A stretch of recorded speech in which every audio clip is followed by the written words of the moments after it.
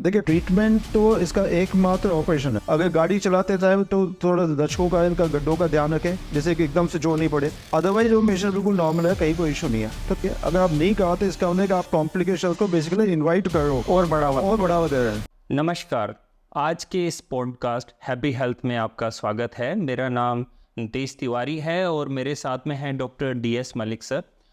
Doctor DS Malik director laparoscopic and general surgery eternal hospital में कार्यरत हैं।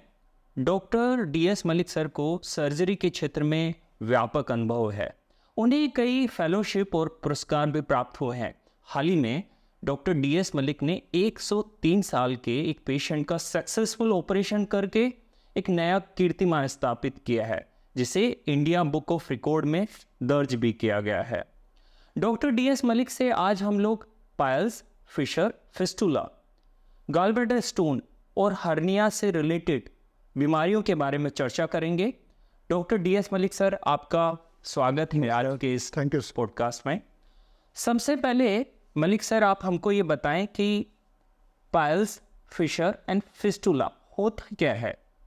कि आम जन में अभी भी पाइल्स एक ऐसा नाम है कि जो उनको एनल एरिया में कोई भी प्रॉब्लम हो तो पेशेंट इसी हिसाब से आता है, साहब मेरे को पाइल्स की प्रॉब्लम है। हालांकि उसे ये पता नहीं कि उसको पाइल्स है, फिशर है, फिस्टुला है।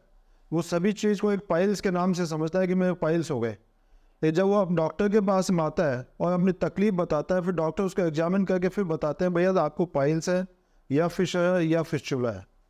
तो इस तरह से जितने भी एनोरेक्टल बीमारियाँ होती है, आम जन के हिसाब से अगर पूछे तो यही मान के चलता है कि साहब हमारे तो पाइल्स हो गए। सर, मोटा मोटा इनमें अंतर क्या है? अगर लेमन टर्म में बात करें तो अंतर क्या है इनमें? देखिए, पाइल्स में तो क्या होता है कि पाइल्स में ब्लीडिंग होती है पेशेंट्स को। पाइल्स में दर्द नहीं होता अनटिल अनलेस कि वो कभी थ्रोम्बोज हो जाए या इन्फ्लेम पाइल्स हो तो ही वो पेन करेगा, अदरवाइज कभी नहीं करेगा। जब फिशर में जो पेशेंट को मेन प्रॉब्लम होती है वो है कि लैट्रिन जाते टाइम उसको दर्द होता है, उसमें एक टीयर हो जाता है वहाँ पे एनल एरिया में, जो कि बहुत सेंसिटिव जगह होती है, उसमें टीयर होने से काफ़ी पेनफुल होता है। और फिस्टुला में ये होता है कि उसमें मवाद आती है, एनल्स के साइड में एक फुंसी सी हो जाती है, उसमें से मवाद आती है, जिसको कि पेशेंट इस भाषा में बोलता है साहब मैं तो चपचपा सा कुछ निकलता है यहाँ पे जी। तो वो फिर डॉक्टर एग्जामिन करके बताता है भैया आपको फिस्टुला है। सो सर, ये जो तीनों बीमारियां आपने बताई, पाइल्स, फिशर एंड फिस्टुला, तो इसका उपचार कैसे किया जाता है? देखिए, मेन तो एक तो कंजर्वेटिव मैनेजमेंट होता है, जो बिल्कुल इनिशियल स्टेजेस में आता है। तो ऐसा नहीं कि हर पेशेंट को हम ये कहते हैं भैया इसको ऑपरेट करवाना पड़ेगा। हम पहली कोशिश हमारी ये होती है कि साहब बिना ऑपरेशन के उसको पार पड़ जाए। इन बीमारियों की जो जड़ है, बेसिकली जो basic cause of development of this disease है, वो ये होता है कि जो आदमी की आदत पड़ जाती है स्ट्रेनिंग की। जब लैट्रिन जाते टाइम जोर लगाते हैं तो उसकी वजह से ये प्रॉब्लम चालू होती है। तो फिशर में तो क्या होता है, जब लैट्रिन जाते टाइम जोर लगाता है तो एनल एरिया स्ट्रेच होता है ताकि मोशन बाहर आ जाए। कई बार हार्ड स्टूल आती है या पेशेंट को आदत पड़ जाती है कि मैं एक बार में मेरा पेट साफ हो जाएगा, तो बैठा बैठा कमोड पे जोर लगाता रहता है। तो इसकी वजह से वो स्किन ओवर स्ट्रेच हो जाती है, कई बार तो वो फट जाती है ओवर स्ट्रेच होकर। फिर ये जगह सेंसिटिव होती है, तो जैसे ही स्ट्रेच होगी तो वो पेन करेगा उसको काफ़ी। जब पेन होगा तो स्फिंक्टर्स जो होते हैं उनका नेचुरल ह्यूमन रिएक्शन है कि वो स्फिंक्टर्स टाइट हो जाएंगे ताकि वो खींचे नहीं, ताकि पेन नहीं हो। जब स्फिंक्टर्स खींचेंगे, स्फिंक्टर्स कॉन्ट्रैक्ट होएंगे तो वो एरिया वापस क्लोज हो जाएगा तो मोशन आएगा, तो पेशेंट फिर पेन जोर लगाएगा, जोर लगाते फिर दर्द होता है। तो इस तरह से एक विशुअल साइकिल डेवलप हो जाती है। इसकी वजह से वो पेशेंट को दर्द होता रहता है और लैट्रिन साफ जा नहीं पाता। कई बार तो इतना पेन होता है कि उसको डर लगता है लैट्रिन जाते हुए भी। जी। तो इसलिए हम ऐसे ही पाइल्स में होता है कि जब लैट्रिन जाते टाइम जोर लगाता है तो जो कुशल्स होते हैं वहाँ पे वो फूल जाते हैं, वो फूल के पाइल्स हो जाते हैं। फिर जब हार्ड स्टूल उनसे टकराती है तो वो ब्लीड कर जाते हैं। जी। तो सबसे पहली चीज़ तो हम बताते हैं भैया आपको देखो अपना खान पान को इस तरह से रखो कि आपका पेट ऑटोमेटिकली साफ रहे। जी। उसके लिए हम उनको बताते हैं कि आप सैलड्स खूब लो, फाइबर डाइट लो, फ्रूट्स लो, पानी खूब पियो, एक्सरसाइज करो, मॉर्निंग वॉक करो। इन सब चीज़ों से वैसे ही पेट साफ रहता है। इसके बाद में अगर जरूरत पड़ती है तो फिर आपको लैक्सेटिव्स लेनी पड़ती है। तो इस तरह से हम उसको फिर कुछ ट्रीटमेंट देते हैं, लोकल ऑइंटमेंट्स देते हैं लगाने के लिए। तो पाइल्स और फिशर में दोनों में ऑलमोस्ट कॉमन ट्रीटमेंट होता है कंजर्वेटिव पार्ट। जी। जब कंजर्वेटिव पार्ट से फिर अगर ट्रीटमेंट नहीं हो पाता तो उस कंडीशन पर हम उनको ऑपरेशन एडवाइस करते हैं। तो फिशर में तो जो ऑपरेट करते हैं वो ये होता है कि जो इंटरनल स्फिंक्टर होता है उसको एक पार्शियल कट कर देते हैं हम, तो ये कहलाता है लेटरल इंटरनल स्फिंक्टरोटमी।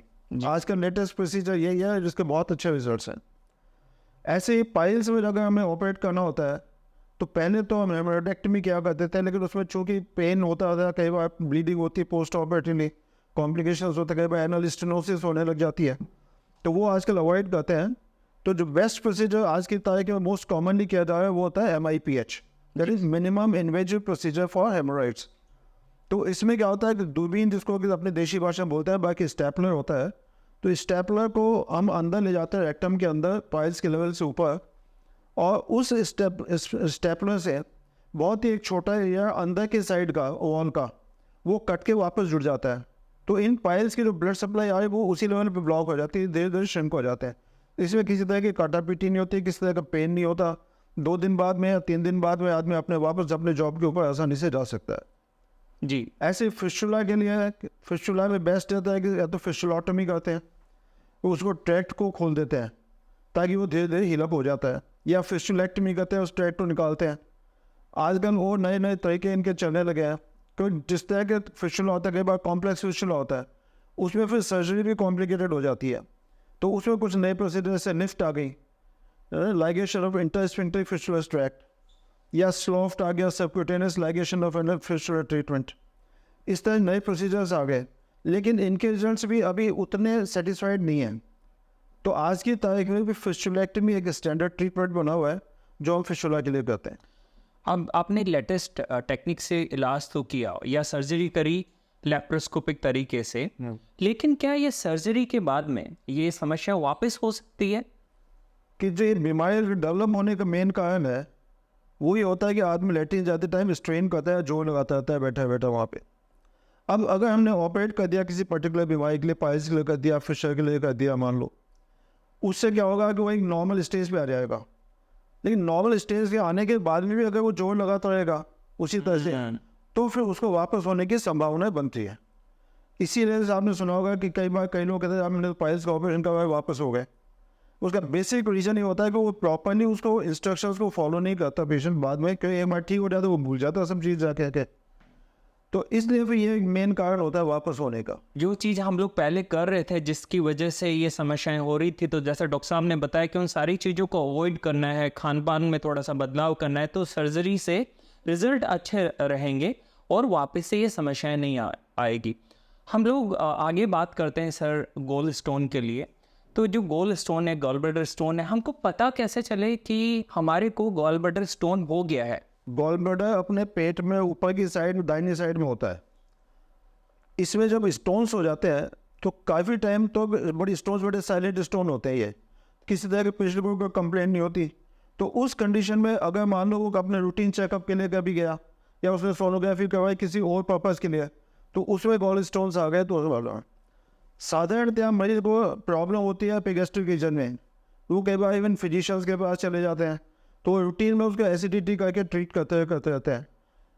तो लेकिन कभी ज़्यादा दर्द होता है पेशेंट सर्जन के पास आता है, तो सर्जन फिर उसको देख करके भाई साइट ऑफ पेन ये है, तो सबसे पहले सोनोग्राफी हम करवाते हैं, उससे हम डायग्नोज कर सकते हैं कि इसमें गॉल स्टोन्स है। हाँ, सबसे पहले सोनोग्राफी करवाई, सोनोग्राफी से पता चला कि गोल स्टोन है। अब डायग्नोसिस होने के बाद में विकल्प क्या है? क्या सभी स्टोन्स के लिए सर्जिकल ऑप्शन ही एकमात्र ऑप्शन है या कुछ और भी ऑप्शंस हैं? देखिए ट्रीटमेंट तो इसका एकमात्र ऑपरेशन है, ट्रीटमेंट वो कोई नहीं, कंजर्वेटिव कोई ट्रीटमेंट नहीं है, सर्जरी ही एकमात्र ट्रीटमेंट है। लेकिन आज की तारीख में भी कुछ लोग अभी ऐसा करते हैं, या आप ये समझ लो कि एक स्कूल ऑफ थॉट ऐसा है कि जब तक स्टोन साइलेंटली पड़े रहने दो। जी। साधारणतः जब भी पेशेंट फिजिशियन के पास जाता है तो वो उसे कहते हैं जब साइलेंट पड़े तो पड़े रहने दो, क्यों दिक्कत दे रहा तुम्हें। लेकिन हमारा सोचना कुछ थोड़ा सा इससे अलग है, क्योंकि अगर हम टाइमली इसको ऑपरेट नहीं करवाते हैं तो कई बार बड़ी सीरियस कॉम्प्लिकेशंस हो जाते हैं। इवन गॉल ब्लैडर हमने देखे हैं केसेस जिसमें गॉल ब्लैडर गैंग्रीनस हो जाता है या परफोरेट हो जाता है, पेशेंट उस टाइम पे आता है तो उसकी लाइफ सेव करना भी कई बार मुश्किल हो जाता है। तो अगर हम टाइमली ऑपरेट इसको नहीं करवाते हैं तो कुछ चीज़ें होती है जो हम पेशेंट्स को साधारणतः समझाते हैं कि देखो अगर आप टाइमली ऑपरेट नहीं करोगे तो इसमें ये प्रॉब्लम्स आ सकती है। जैसे सबसे पहली प्रॉब्लम क्या होती है इसमें, जो मोस्ट कॉमन है, कि गॉल ब्लैडर के आगे जो नन की होती है वो CBD कहलाती है, कॉन्वाइल डक्ट। जो बाइल बनता लीवर में है, लीवर से आता है ये गॉल ब्लैडर में, वहाँ पे स्टोर्ड होता है, कंसनट्रेट होता है। कंसनट्रेटेड बाइल वापस उस रास्ते से जाता है सीबीडी में और अल्टीमेटली डोडेनम में जाके पैंक्रियाटिक के साथ खुलते हैं, जहाँ पे हमारे ये डाइजेशन में काम आता है। तो बेसिक फैक्ट ये है कि बाइल बनता लीवर में, काम डोडेनम में आता है, गॉल ब्लैडर में केवल स्टोरेज होता है। अब अगर गॉल ब्लैडर में स्टोन है, मूवमेंट बाइल का हो रहा है कंटिन्यूसली, और बाइल स्टोन जो है वो उसमें तैर रहा है, फ्लोटिंग है, फिक्स नहीं है, तो बाइल के मूवमेंट के साथ में कभी भी स्टोन आगे खिसक करके नीचे सीबीडी में आ सकता है। ये बड़ी समस्या हो सकती है। जी, तो जब सीबीडी में अगर आ जाता है तो इसकी जो ओपनिंग होती है बहुत छोटी होती है, वहाँ पे आकर अटक जाता है, जिसका नतीजा होता है ऑब्स्ट्रक्टिव जॉन्डिस हो जाती है।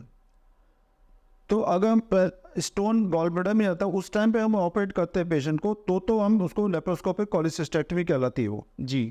लेकिन अगर एक भी स्टोन जाके सीबीडी में फंस गया तो कॉलिसिस्टेक्टमी तो हमें करनी पड़ेगी, लेकिन उससे पहले हमें उस स्टोन को ट्रीट करना पड़ेगा जो आके जिसने आके ऑब्स्ट्रक्ट कर दिया रास्ते। तो ये बड़ी विकट समस्या विकट समस्या हो जाती है, डबल बीमारी हो गई, डबल खर्चे हो गए उस चीज़ के।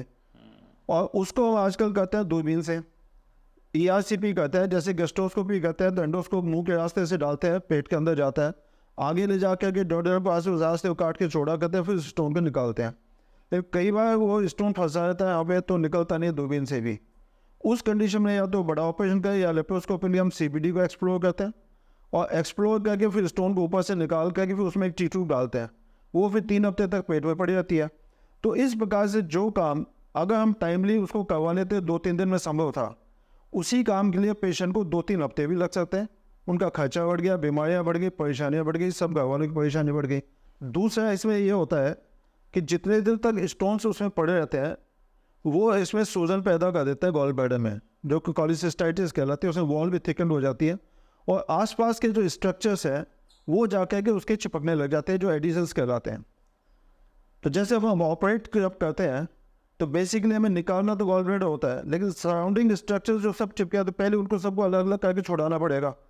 उस छुड़ाने में CBD की वॉल बहुत पतली होती है, स्टोमक डॉट है वहाँ पर अटैच्ड होते हैं। सेपरेट करने में CBD की इंजरी मोस्ट कॉमन कॉम्प्लिकेशन होती है ऐसे एडिशंस के केसेस में। और अगर CBD की इंजरी हो गई तो चूंकि बाइल में एंजाइम्स भी होते हैं, तो उस इंजरी को वो ठीक नहीं होने देते। उसको ठीक करने के लिए एक अलग से मेजर सर्जरी और करनी पड़ती है, उससे बाइल को हम बाईपास करते हैं। तो उसमें पेट्रिकोजेस्नोस्टमी हमें अलग से करनी पड़ गई, यानी एक मेजर सर्जरी और अलग से हो गई केवल इसलिए कि CBD को इंजरी को ठीक करनी है।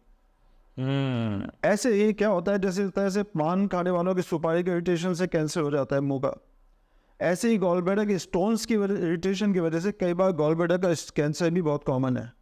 तो इस प्रकार से ये कुछ ऐसी कॉमन प्रॉब्लम्स हैं जो अगर हम टाइमली ऑपरेट नहीं करवाते तो इनको बुलाने की संभावना रहती है।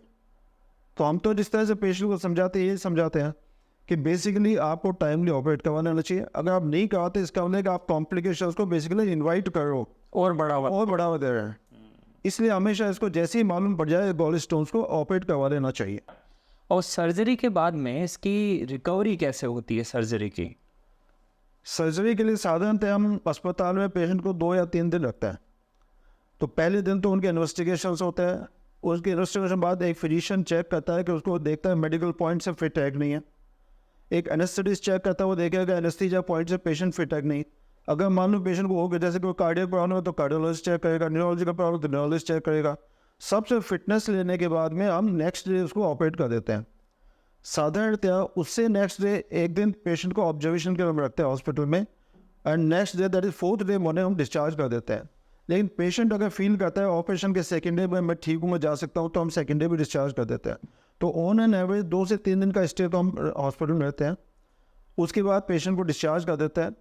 डिस्चार्ज होने के बाद जब पेशेंट घर जाता है तो हम आराम से उसको समझा देते हैं कि आप आराम से घर के अंदर घूम फिर सकते हो, आप सीढ़ियाँ चढ़ सकते हो, नीचे उतर सकते हो, 1-2 दिन सॉफ्ट डाइट लेकर नॉर्मल डाइट ले सकते हो, और 7 दिन बाद आके बुला के हम वापस बुलाते हैं, जिसको हम टाँके निकाल देते हैं। तो ऐसा कोई बेड रेस्ट की बहुत ज़्यादा ज़रूरत नहीं होती, और 7 दिन बाद वो अपना ऑफिस वर्क आराम से ज्वाइन कर सकता है। ये तो आपने बड़ा सही बताया, क्योंकि 2 से 3 दिन में हॉस्पिटल से डिस्चार्ज हो गए और उसके बाद में रिकवरी अपने आप फास्ट हो रही है। अच्छा, सर्जरी के बाद में कुछ विशेष प्रकार का आहार जो आप मरीज को कि कई लोग कहते हैं कि साहब हमें गॉल ब्लैडर निकाल दिया तो पेशेंट का डाइजेशन नहीं होगा, या हम चर्बी की चीज़ें नहीं खा सकते, लेकिन ऐसा कुछ भी नहीं है। जो खाना पेशेंट आज की तारीख में खाया ऑपरेशन से पहले, इंक्लूडिंग फैटी डाइट, वो सेम खाना वो पेशेंट ऑपरेशन के बाद में भी खा सकता है। जो लाइफ स्टाइल ऑपरेशन के पहले पेशेंट की, वो सेम लाइफ स्टाइल उसके ऑपरेशन के बाद में भी रहेगी। इसलिए ऐसा कोई घबराने की बात नहीं है, अनटिल कि वो कोई बहुत ही ज़्यादा कोई एक्सेसिव नहीं फैटी डाइट लेता है तो थोड़ा सा डिस्कम्फर्ट हो सकता है। अदरवाइज किसी तरह के रेस्ट्रिक्शन की कोई जरूरत नहीं, नॉर्मल डाइट जो पहले खाया था उससे बाद में खा सकते हैं। Thank you sir. अब हम लोग हर्निया की बात करते हैं। डॉक्टर मलिक बताएं कि ये हर्निया क्या होता है। ऐसा होता है, एब्डोमेन अपनी एक कैविटी होती है, एब्डोमिनल कैविटी होती है, इसके अंदर इंटेस्टाइन्स होते हैं, ओमेंटम होते हैं और दूसरे विसरास भी होते हैं। तो अगर एब्डोमिनल वॉल कहीं पे वीक हो जाए जी, तो इंटर एब्डोमिनल जब प्रेशर बढ़ता है तो उसका इम्पैक्ट तो पूरी एब्डोमिनल वॉल पे आता है, लेकिन मैक्सिमम इम्पैक्ट उसका आएगा जिस जगह पे वो वीकनेस है। समझ सकते हैं। जिस तरह से कि जब बच्चा पैदा होता है तो टेस्टिस जो डेवलप होती है वो किडनी के पास में होती है, फिर 6-7 महीने में टेस्ट डिसेंड होकर के नीचे आती है, अल्टीमेटली 8वें महीने तक स्क्रोटम में आ जाती है। तो जब वो आती है उसके साथ साथ पेरिटोनियल सैक भी आता है।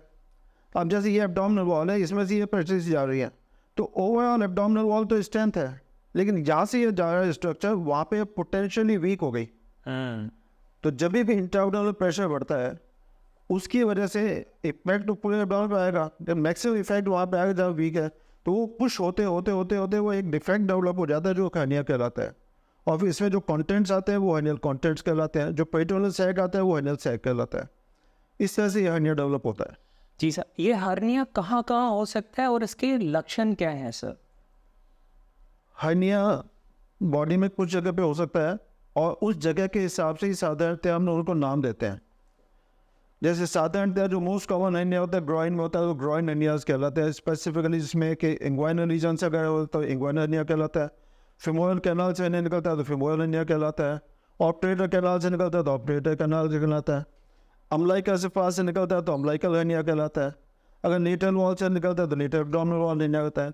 कई बार हर्निया ऑपरेशन के बाद में होता है तो इंसिजन के थ्रू होता है तो इंसिजनल हर्निया कहलाते हैं।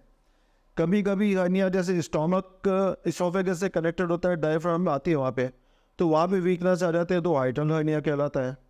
तो इस तरह से कई प्रकार के हर्निया होते हैं जिनको कि फिर बाद में ट्रीटमेंट की जरूरत पड़ती है। जी सर, लेकिन हर्निया होने के प्रमुख कारण क्या हो सकते हैं सर? बेसिकली मैंने बताया ना, आप जब तक hernia wall weak abdominal wall कहीं भी वीक होगी तो ही जाकर के वो होगा। अब वीकनेस के कुछ कारण हो सकते हैं। जो मोस्ट कॉमन और जो लेटेस्ट कॉज डिटेक्ट किया हुआ है इसमें वो कि कोलेजन टिश्यू होता है जो कि स्ट्रेंथ प्रोवाइड करता है कनेक्टिव टिश्यू में। तो कोलेजन की 2 टाइप होती है, टाइप 1 एंड टाइप 3। इसमें टाइप 1 जो होता है वो स्ट्रॉन्ग होता है, टाइप 3 होता है वो वीक होता है। तो टाइप 1:3 का जो रेशो होता है वो डिस्टर्ब हो जाता है। जी सर। तो उसकी वजह से ये वीक हो जाती है जगह, और जब इंटरनल प्रेशर बढ़ता है तो फिर ये डेवलप हो जाता है। सर, क्या ऐसा है कि हर्निया महिलाओं में ज़्यादा होता है या पुरुष में ज़्यादा होता है? ये कैसे बताएंगे? कुछ हर्नियाज ऐसे होते हैं जो पुरुषों में ज़्यादा होते हैं, कुछ हर्निया ऐसे होते हैं जो महिलाओं में ज़्यादा होते हैं, कुछ हर्निया होते हैं जो ऑलमोस्ट कॉमन से होते हैं। जैसे इंग्वाइनल हर्निया है, बेसिक मैंने बताया कि टेस्टिस खिसक के नीचे जाती है तो वो एक पोटेंशियल वीक जगह हो गया आदमियों में, जी, वो तो नहीं होती। तो ये हर्निया और आदमियों में बहुत ज़्यादा कॉमन होता है, पुरुषों में कॉमन होता है। फिमोरल कैनाल लेडीज़ में ज़्यादा कॉमन होती है, बड़ी होती है थोड़ी सी, और इसकी पोजीशन इस तरह से होती है कि फिमोरल हर्निया महिलाओं में ज़्यादा होता है। जी, बाकी जो मोटापे का असर होता है कि जैसे कई फैटी लेडीज होती है, बहुत मोटी होती है, तो उनमें स्ट्रेचिंग की वजह से वीकनेस हो जाती है तो वो हर्निया हो जाते हैं। तो एब्डोमिनल वॉल हर्निया उसमें कॉमन होते हैं। इंसिनल वॉल हर्निया डिपेंड करता है, जैसे लेडीज़ में हिस्टेरेक्टमी के ऑपरेशन ज़्यादा होते हैं तो कंपेरेटिवली पुरुषों के मुकाबले में लेडीज़ में इंसिनल हर्निया ज़्यादा होता है। तो इस प्रकार से कुछ हर्निया लेडीज़ में ज़्यादा होता है, कुछ मेल्स में ज़्यादा होता है। जी, जी। और हर्निया के उपचार के विकल्प क्या क्या अवेलेबल हैं सर?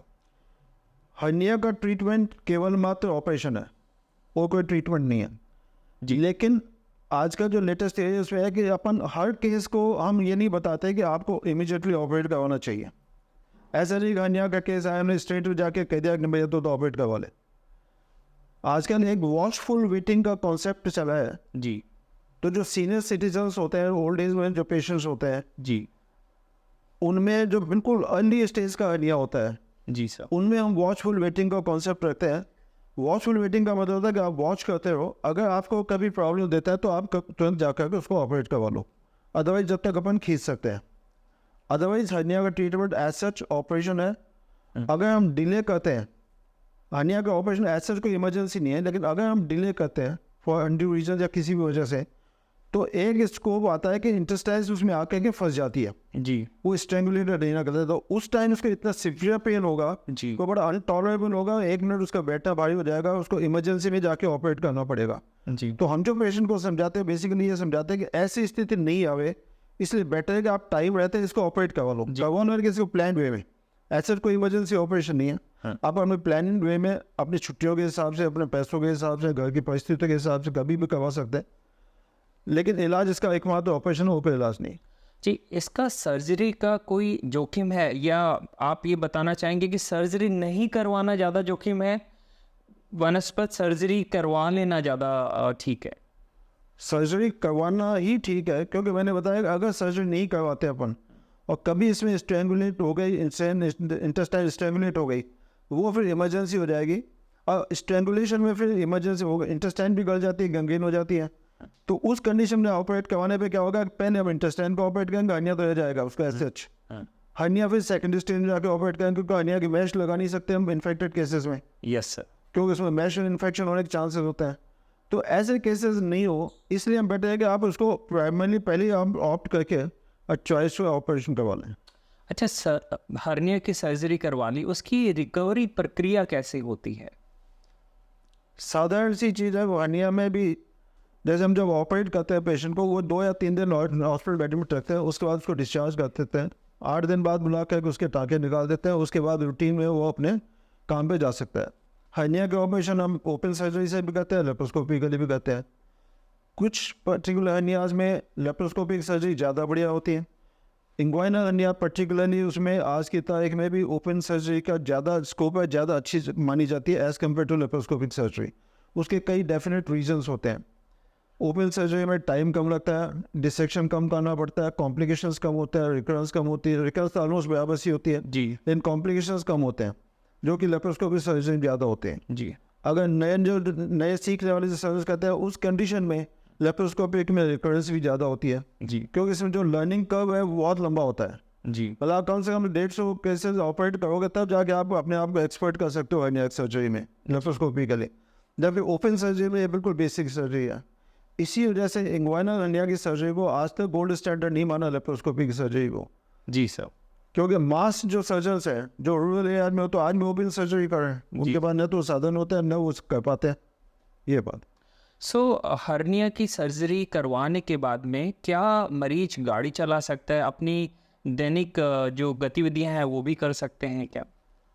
हर्निया की सर्जरी के बाद में आदि प्रैक्टिकली नॉर्मल होता है, कोई दिक्कत नहीं आती है उसमें, लेकिन क्या होता है जब हम ऑपरेट करते हैं तो जो टिश्यू को काटते हैं, काट के टिश्यू रीयूनाइट होता है, उसमें फिर कोलेजन उसी तरह से डेवलप होता है, स्ट्रेंथ होती है, जो टिश्यू की जो मेच्योरिटी होती है और उसमें जो नॉर्मल स्ट्रेंथ आती है वो कम से कम 4-5-6 महीने का टाइम लेती है।